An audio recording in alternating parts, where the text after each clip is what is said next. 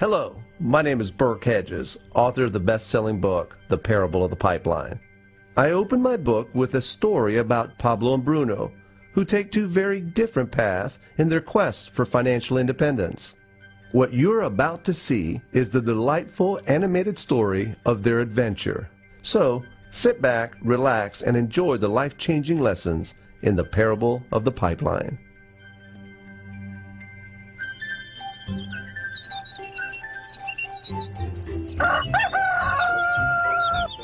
Far away, in a small village, near a beautiful valley, lived two friends, Pablo and Bruno. They were both young and dreamed of a better life for themselves. They'd often discuss their dreams about how they would become the most successful men in the village. They weren't afraid of hard work, and they searched for opportunities to help realize their goals and achieve their dreams. One day, an opportunity presented itself.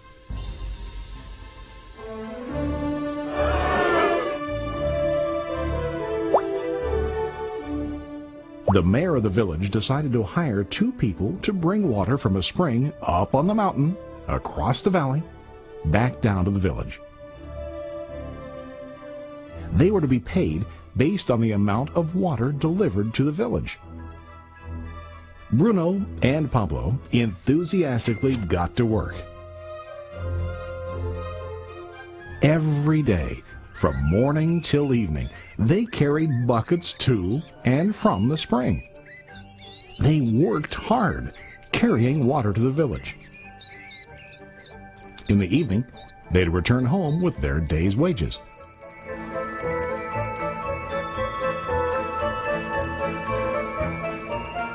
Bruno was satisfied with his work and the money he earned. He was sure that with this work he could achieve his dreams. Bruno thought that to increase his wages he could use bigger buckets to bring more water each trip.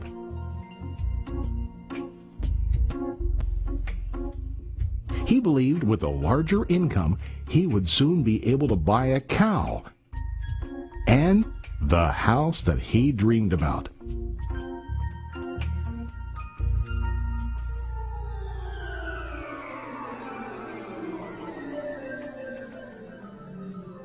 Now Pablo was not satisfied.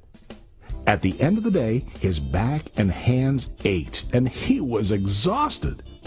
He was looking for an easier way to earn more. One day an idea occurred to Pablo. He imagined building a pipeline to deliver the water from the mountain spring to the village. With this pipeline, he could get more water to the village without carrying buckets back and forth from the spring to the village. Soon, he got very excited about his idea and began to plan.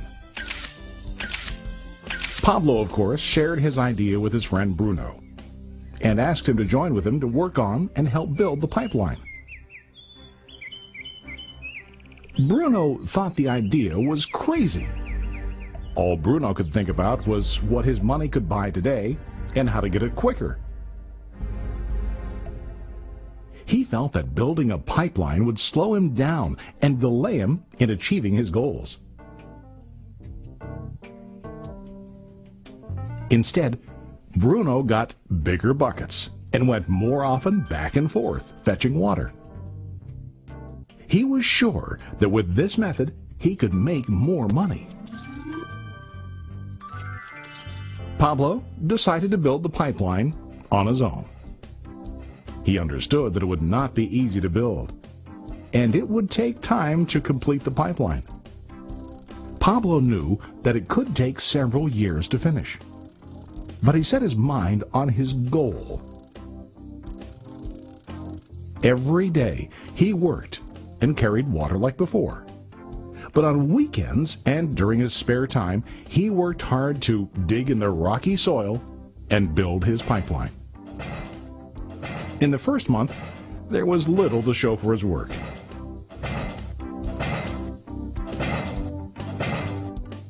Bruno and the villagers laughed and teased him. They called him Pablo the Pipeline Man. During this time, Bruno's income doubled. He already bought a cow and a bigger house. His lifestyle changed. He now spent time after work in the bar, enjoying his hard-earned wages from delivering water.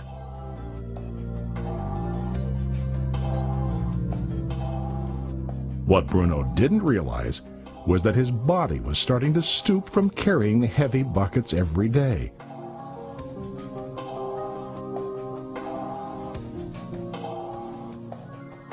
His face looked worn and his body tired. Soon, he began to carry less and less water due to the wear and tear on his body.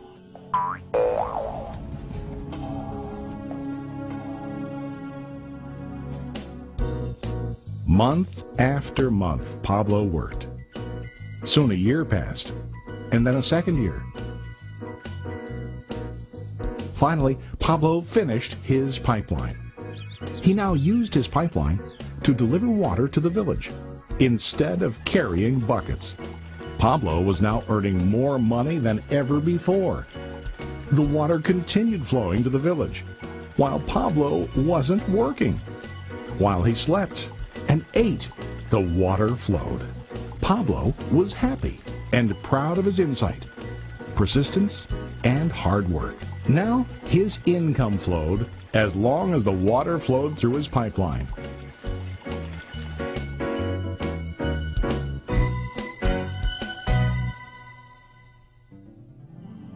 The story of Bruno and Pablo is a reflection of life. Their jobs symbolize what most people do to earn money. Bruno gets his money using buckets. He goes back and forth, carrying his buckets from the spring to the village in exchange for money. To increase his income, he either has to go more frequently to the spring or to use larger buckets. It's common in real life to increase our income by working harder. For example, working overtime or getting a second job. We also increase the size of our buckets by accepting a higher paying position, which often includes spending more time on the job. Most of us exchange time for money like Bruno. We know that every person has only 24 hours in the day and that it's not possible to use all our time to work. The most difficult time comes when we can no longer exchange time for money due to age, health, or other reasons. Then, our income stops. Now let's review what Pablo did.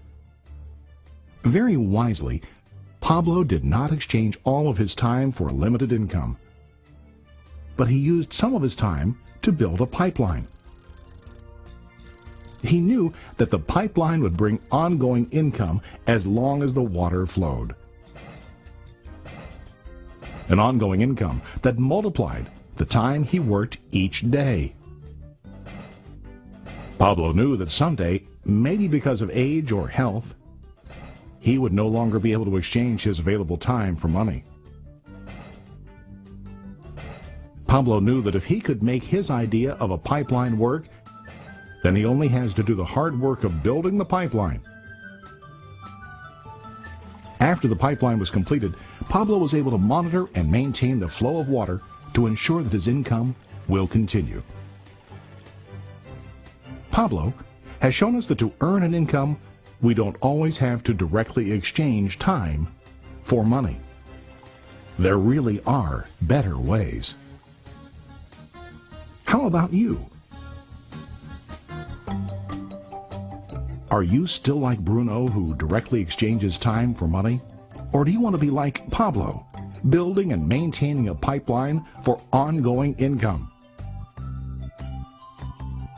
If you are interested in the idea of building your own pipeline,